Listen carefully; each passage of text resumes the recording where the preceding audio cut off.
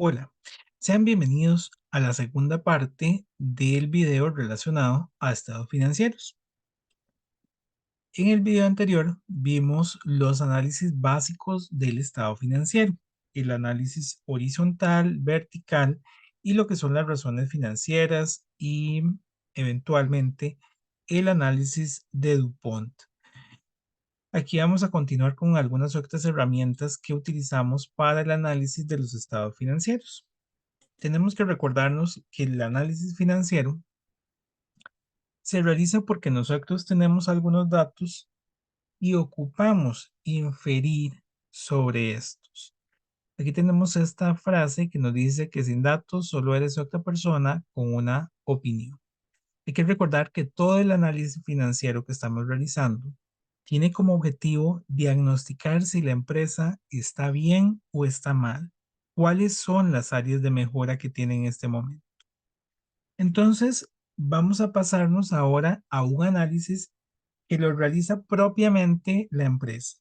Eventualmente, uno puede hacerlo con la información que se publica en algunos estados financieros, pero sí es cierto que no todas las empresas presentan estos datos en sus estados financieros y por tanto se manejan más para el asesor o el encargado financiero de la empresa, su gerente financiero propiamente, y no tanto como lo estamos viendo en el curso para hacer el análisis desde afuera.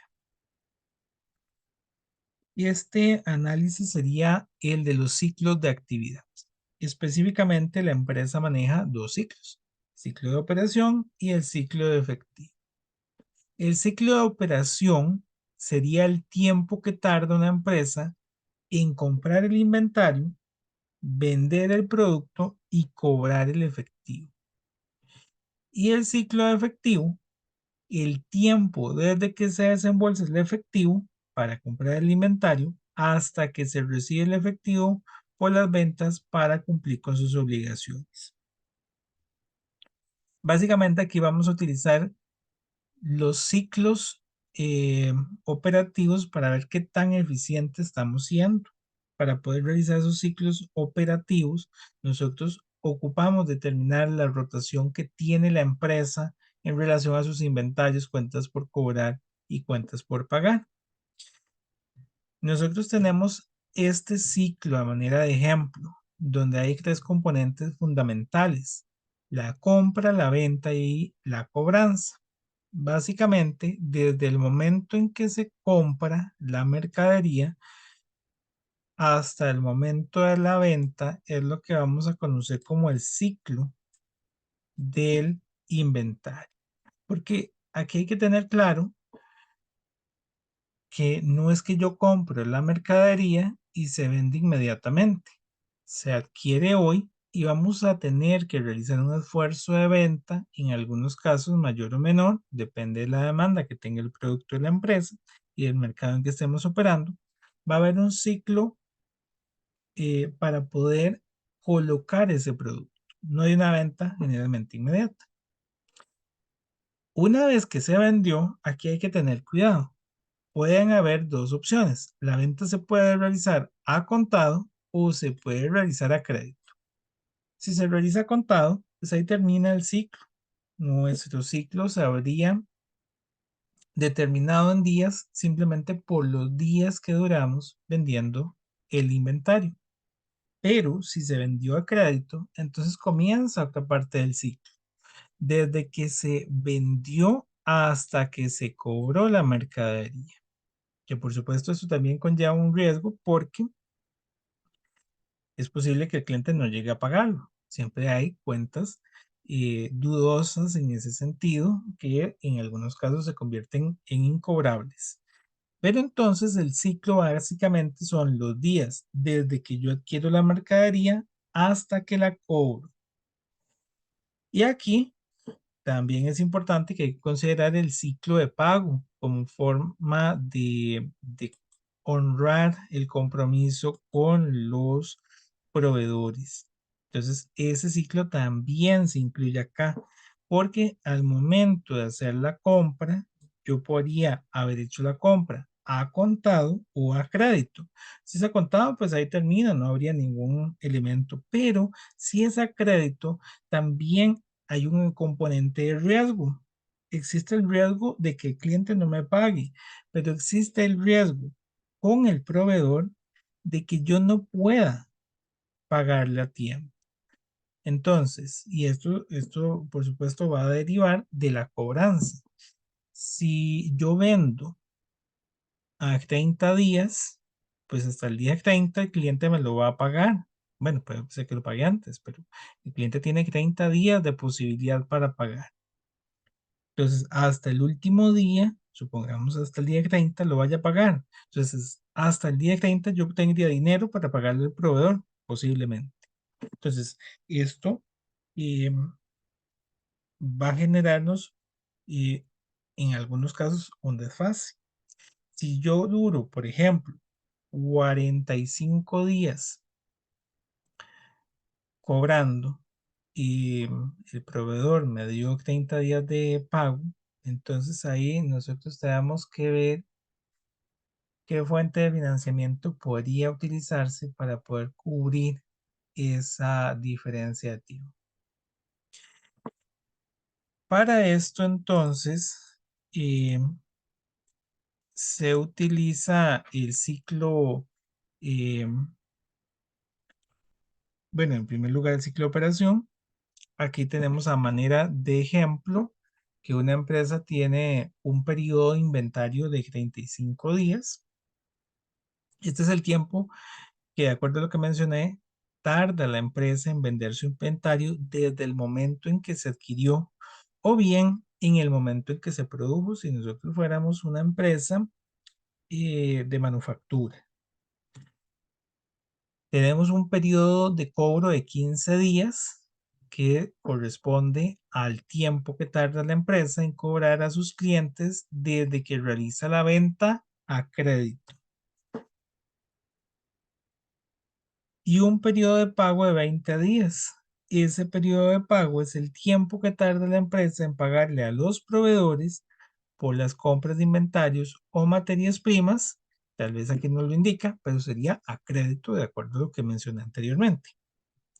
Entonces, el ciclo de operación va a ser los días de inventario, que en mi caso eran 35, más los días de cobro, que son 15, para un total de 50 días. El tiempo que la empresa necesita para completar su ciclo de operación completo, entonces sería de 50 días. Eso es desde el momento en que compró la mercadería, hasta el momento que lo cobró, tardó 50 días.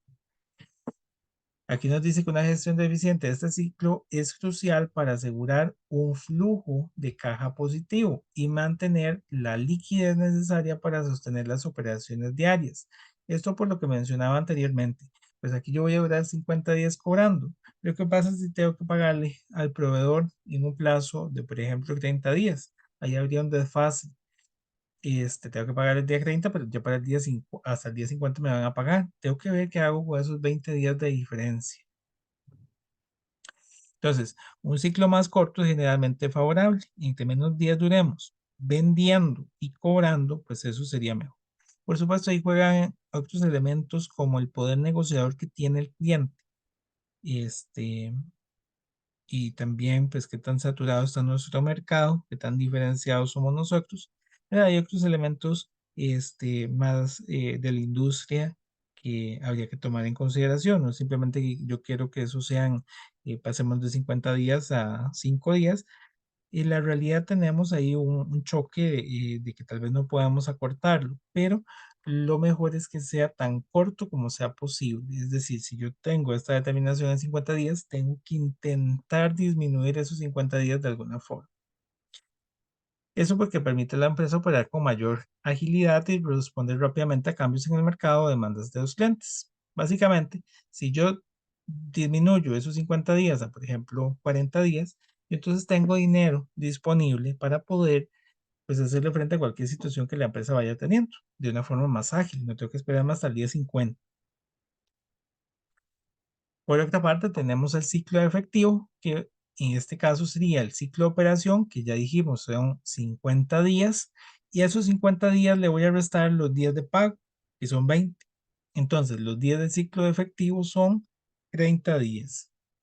Esos 30 días lo que nos indica es que la empresa necesita 30 días para convertir sus inventarios y cuentas por cobrar en efectivo disponible. ¿Por qué? Porque desde el momento en que recibimos la mercadería van a transcurrir 20 días en los que nosotros tenemos que pagarle al proveedor, le pagamos al proveedor en el día 20 y del día 20 al día 50 es un periodo en que, pues bueno, tenemos que ver cómo financiar. Dice que eso significa que desde el momento que la empresa desembolsa dinero para pagar a su proveedor por materias primas o productos hasta el momento en que se recibe el pago de sus clientes, pues las ventas realizadas transcurren alrededor de 30 días. Bueno, es lo que estaba mencionando. 30 días que pues hay que ver la manera en que se financia. Y bueno, ese sería el análisis de los ciclos de operación de actividad que tiene la empresa, operación y efectivo. Los veremos con más detalle en la sesión de esta semana. Por su parte, tenemos también otros análisis que se pueden realizar de estado financiero. El tema del análisis de los estados financieros es un tema muy rico en técnicas. Por ejemplo, yo puedo aplicarle un análisis al flujo de caja para evaluar cómo la empresa genera y utiliza efectivo en sus operaciones, inversiones y actividades de financiamiento. Entonces, uno puede hacer un análisis para ver si la principal fuente de efectivo de la empresa efectivamente son las operaciones o son las actividades de financiamiento. ¿Cuáles son las principales fuentes de financiamiento? Si son patrimonio, si es eh, eh, pasivo. Entonces, bueno, ahí hay un análisis desde el punto de vista del flujo de caja de la empresa. Tenemos otro análisis que es el análisis de valor económico añadido, EVA, que mide la rentabilidad económica real de una empresa después de cubrir el costo de capital invertido. Tenemos el análisis de sensibilidad y de escenarios, que consiste en evaluar cómo cambian en variables clave como las tasas de interés, los precios de las materias primas o tipos de cambio, el impacto en los resultados financieros. Y el análisis de índices de cobertura, que examinan la capacidad de la empresa para cubrir sus obligaciones financieras, como el pago de intereses, dividendos a partir de las ganancias operativas. El análisis del capital de trabajo, que evalúa cómo la empresa maneja sus activos corrientes y pasivos corrientes para mantener la liquidez y financiar sus operaciones diarias. Y los análisis de benchmarking, que es una comparación de los resultados financieros de la empresa con los de los competidores o con estándares de la industria. Nosotros vamos a ir viendo en el curso y precisamente en este tema la mayoría de estas técnicas y otras las van a ver en cursos posteriores. Finalmente, para ir concluyendo, vamos a tener que hay algunos aspectos por considerar en los análisis financieros. Lo primero es el tema de la inflación. Esto lo vimos en el curso anterior de matemática financiera, donde vemos precisamente la inflación. Es posible que algunos datos de los estados financieros se vean afectados por la inflación. De hecho, cuando uno prepara un estado financiero de conformidad, por ejemplo, con las NIF, que sería el marco contable que nos aplica, los estados financieros deberían ajustarse por la inflación para que puedan ser precisamente comparativos. Eso porque la inflación, como nos lo menciona acá, van a haber valores históricos que no reflejan el poder adquisitivo hoy. Y, por ejemplo, puede ser que el año pasado un inventario costaba 100.000 colones y hoy ese mismo inventario cuesta 300.000 colones, por decir algo. Entonces, no puedo comparar claramente los dos montos porque uno podría considerar, bueno, es que aumentó la inversión en inventario, pero realmente es la misma cantidad de inventario. Lo que aumentó es el precio únicamente. Pero si yo lo llevar a unos valores nominales, ya puedo hacer mi comparación. Por eso es que vimos en el curso anterior lo que era la indexación y la deflactación, precisamente para convertir esos valores en valores que sí sean comparables. Por aquí nos dice que los activos pueden estar subvaluados y las utilidades sobreestimadas si no se ajustan por la inflación. Bueno, ahí también vimos otras técnicas que también pueden utilizarse. Otro elemento a considerar es el tipo de cambio y la variabilidad en los precios de los insumos. Aquí también entonces tenemos que analizar si la empresa maneja transacciones en moneda internacional o solo en moneda local. Porque, por ejemplo, un fenómeno que vimos hace algunos años es que nuestro tipo de cambio prácticamente llegó a los 700 colones y después comenzó a bajar y llegamos hasta los 500. Entonces, nuevamente, eso va a hacer que los valores no sean completamente comparables. Uno pudiese decir que ahora ese valor con un tipo de cambio de 500 es mucho menor, pero no fue menor porque fuimos más eficientes. Puede ser exactamente que estamos consumiendo la misma cantidad de materiales, pero el precio se redujo por la conversión del tipo de cambio. Y como último elemento es que puede ser que hayan diferentes normas contables que se apliquen. Cuando yo analizo mi empresa con otra empresa, hago el benchmarking que mencionaban anteriormente, esa comparación, yo ocupo marcos contables similares. Entonces, hay que tener cuidado, porque entonces yo tendría que hacerle algún ajuste a los estados financieros para poder realizar las comparaciones. No puedo considerar nada más, voy a comparar ese estado con el de esta empresa y mira, mi rentabilidad es menor o es mayor que el de la otra empresa y listo, sino que primero tengo que analizar elementos este, que se tomaron en consideración para preparar ese estado financiero. Inclusive en la misma empresa, este, puede ser que de un periodo a otro se apliquen normas o políticas contables diferentes. Esto porque también la normativa contable va evolucionando a lo largo del tiempo y entonces puede ser que una práctica se utilizaba hasta este año y el próximo año se utiliza otra práctica contable que hace que los estados financieros no sean 100% comparables y habrá también que ajustarlos. Esto nos va a llevar a algunos problemas en el análisis financiero. Eh, Uno, la calidad y disponibilidad de la información. Eso proviene mucho de un tema que vimos en contabilidad, que es eh, la disposición de la información. Nosotros ocupamos presentar estados financieros con cierta rapidez, con cierta agilidad. No es que vamos a durar un año preparando el estado financiero. Ocupamos prepararlo, o irlo avanzando todos los meses.